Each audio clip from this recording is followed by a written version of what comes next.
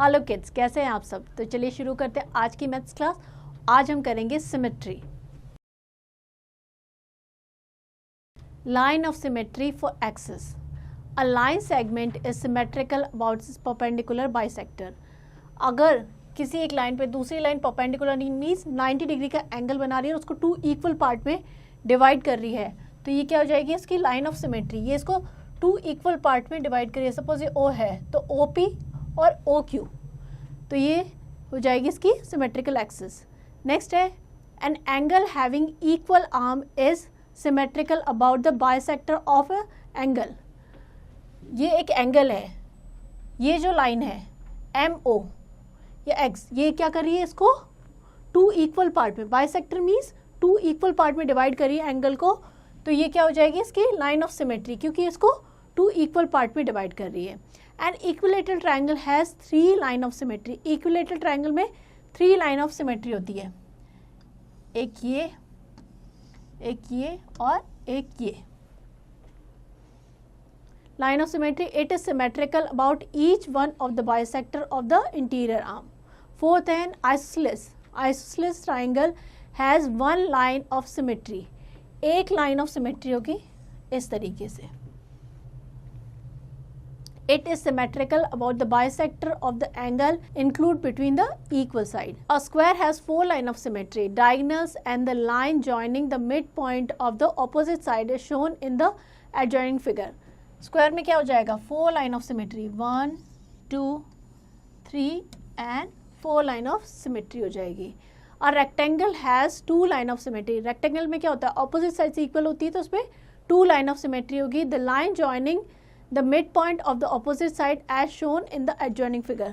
2 line of symmetry, एक ये और एक ये हो जाएगी। चलिए आगे बढ़ते हैं।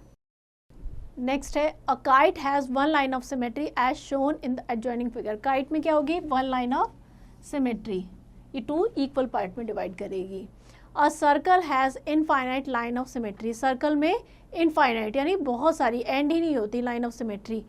इसको सर्कल में ऐसे ऐसे ऐसे ऐसे आप कितनी भी लाइन ऑफ सिमेट्री ड्रॉ कर सकते हैं। नेक्स्ट है a semi circle has only 1 line of symmetry.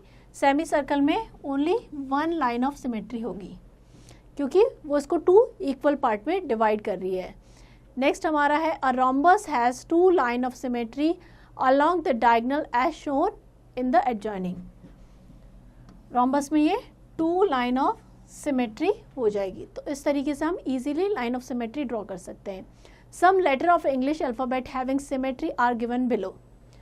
ए में 1 लाइन ऑफ सिमेट्री हो जाएगी, बी में 1 लाइन ऑफ सिमेट्री इस तरीके से, सी में 1 लाइन ऑफ सिमेट्री, डी में भी 1 हो जाएगी, ई में भी 1 हो जाएगी, एम में 1 लाइन ऑफ सिमेट्री होगी, टी में इस तरीके से, यू में ऐसे 1 लाइन ऑफ सिमेट्री, वी में इस तरीके से, W 1 line of symmetry, Y में इस तरीके से, H में देखिए, H में 2 लाइन ऑफ सिमेट्री होगी, एक ऐसे और एक ऐसे, I में भी 2 लाइन ऑफ सिमेट्री होगी, O में भी 2 line of symmetry and X में भी 2 लाइन ऑफ सिमेट्री होगी।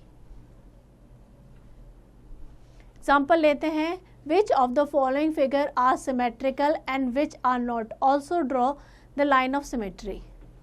फर्स्ट वाला फिगर है A, B, C are symmetrical about the line of symmetry. A, B और C, because अगर आप इस तरीके से ड्रॉ करेंगे तो 2 इक्वल पार्ट में डिवाइड करेगा तो ये इसकी लाइन ऑफ सिमेट्री हो जाएगी।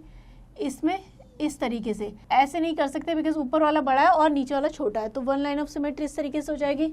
C में इस तरीके से हो जाएगी लाइन ऑफ सिमेट्री। D में नहीं होगी बिकॉज D में ये पार्ट अलग है और ये पार्ट अलग है, तो इसमें लाइन ऑफ सिमेट्री नहीं होगी। चलिए आगे बढ़ते हैं। नेक्स्ट हमारा है reflection and symmetry. A symmetrical figure has 2 halves which are complementary. If any one of them is placed before the mirror, it reflects the other part of the figure. अगर हम उनको मिरर के सामने रखें तो वो दूसरे पार्ट को रिफ्लेक्ट करेगा। Therefore, line of symmetry and mirror reflection are naturally related and linked to each other. Let us find the image of the point P after reflection in the line L. First step क्या होगा, draw perpendicular line x on the line L through the point O.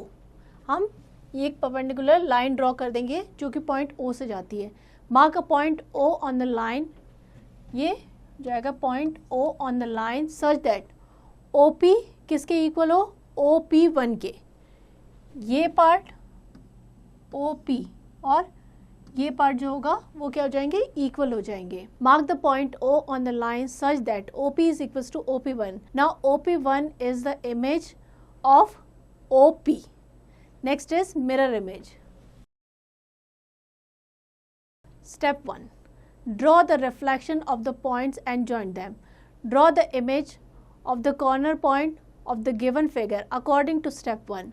Now join all the points such that each point on the image should be at the same distance from the mirror line as the corresponding point on the object. ये जो हमारा object है ये इसकी क्या है, mirror image है.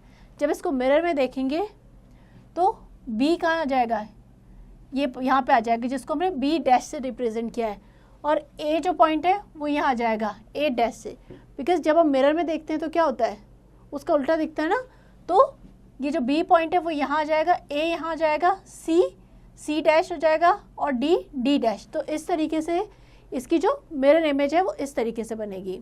Next है to find the reflection of the given shape from the line of symmetry और मिरर लाइन. एग्जाम्पल लेते हैं.